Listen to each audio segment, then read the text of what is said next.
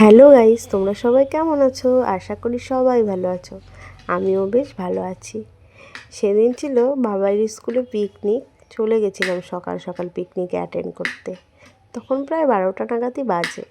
দেখেছো ফুচকার দোকানে কীরকম লাইন।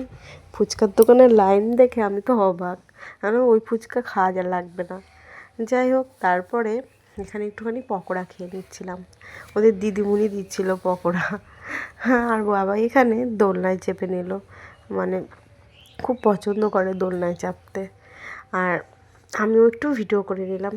দিয়ে না ফুচকার দোকানের লাইন দিয়েছিলাম, খেয়েছিলাম 2-1টা ফুচকা। আর এখানে ফাংশান হচ্ছে, ভালোই ফাংশান হচ্ছিলো। অনেক দিন পরে ফাংশান শুনলাম, একটুখানি দাঁড়িয়ে অনেকক্ষণ শুনছিলাম। আর লোক দেখেছো, প্রচুর ভিড় হয়ে গেছে ওই টাইমে। মানে আমরা যখন এসেছিলাম এতটা ভিড় ছিল না। যাই হোক, আমার ব্লগটা ভালো লাগলে লাইক করে দিলে